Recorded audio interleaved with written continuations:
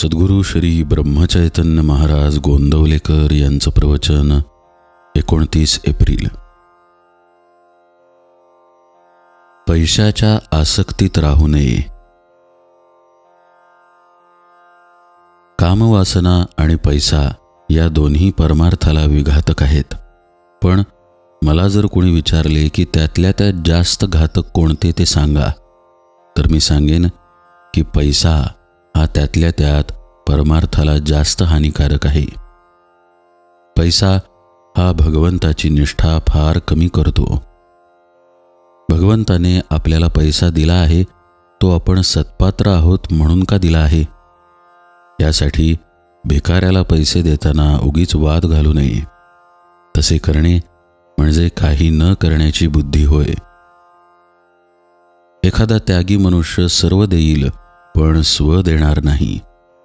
स्व देऊन मग सर्व ठेवले तरी चालेल, पण सर्व देऊन स्व ठेवला तर ते मात्र चालणार नाही.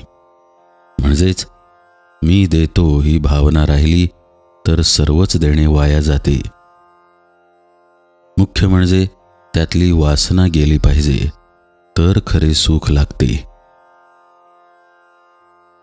देह हा पाया धरून त्यावर इमारत बांधू लागलो तर इमारत पक्की कशी होणार? मी माझा देह म्हणतो, पण ताप येणे न येणे, इजा होणे न होणे हे आपल्या हातात आहे का?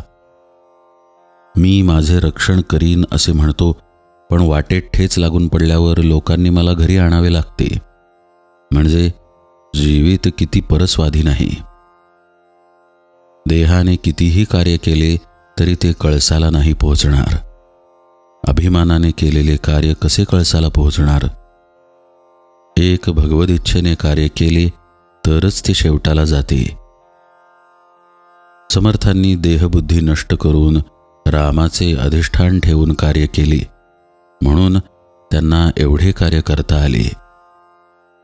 जो भगवंताचा झाला त्याचेच कार्य पूर्ण झाले आणि त्यालाच खरे समाधान मिळाले. राजाच्या पोटी आलेले देखील भिकारी होऊन जातात. मग मी संपत्तीचा कुठे गर्व करावा? पैशाने प्रेमात बिघाड येतो आणि अगदी जवळचे नातेवाईक सुद्धा दूर होतात. मी खरे सांगतो, पैशाच्या आसक्तीत तुम्ही राहू नका. ही आसक्ती नाहीशी करण्याचा सोपा उपाय म्हणजे संत समागम हाच होय.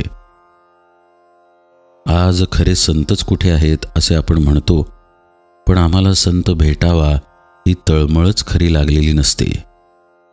संतात संतपणा दिसत नाही याचे कारण आमच्यात तळमळ नाही.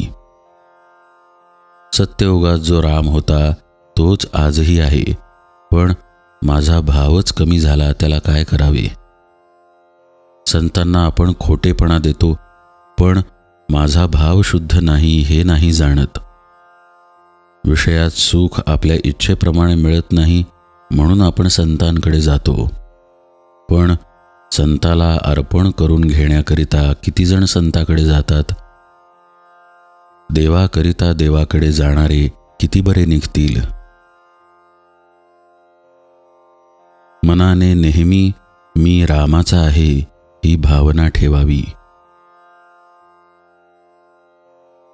जानकी जीवन स्मरण जय जय राम.